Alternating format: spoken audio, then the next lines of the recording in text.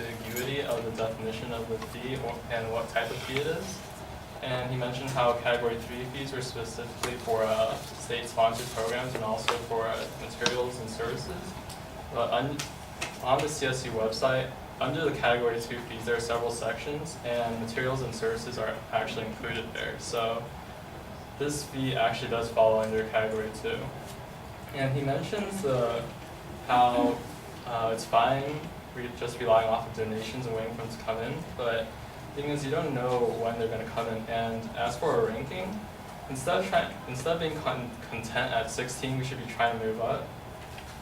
And he quoted our dean of the Cal Poly Architecture Department and our chair, saying that we have excellent students amongst the best in the CSU system, so we have been able to achieve great things even with very low funding. But then she also says after, but we could do so much more with more funds. These funds would allow us to strengthen our technical teaching and our core design studios. Additional fees will ensure that its students will have access to good design lab facilities, access to cutting-edge technologies, support for an excellent lecture series, and the ability to visit architectural offices and site walks of designs and buildings while under construction. These fees would also help the program offer opportunities comparable to competitor schools around the state, which would help entice more students to come to the school and help the ranking go up. He mentions the community college focus on architecture started by Taylor and Zimmerman. That costs around $3K. But what he didn't mention is that this school isn't accredited by the NCARB, which is, and if a school's program isn't accredited by NCARB, that means after their 4-year architectural program, they have to go into a master's program after in order to gain their accreditation. So in reality, this isn't even cheaper because paying for a master's degree will add more costs onto the previous $3K each.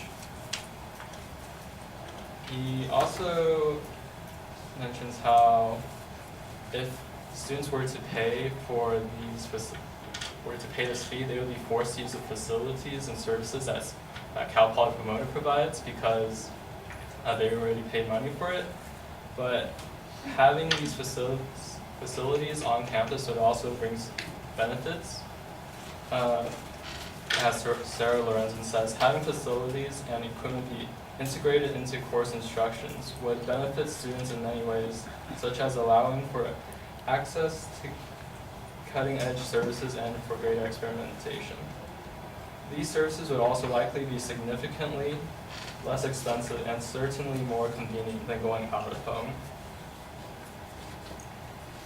He also mentions how in a lot of schools, the architecture schools, the dropout rate is really high, especially in the first year. And this $300 increase in our tuition would just make it worse when people drop out because they would have wasted more money. But the thing is, when you invest more money into something, you're technically more committed into it, and before using that money, you might take greater consideration whether you really want it or not.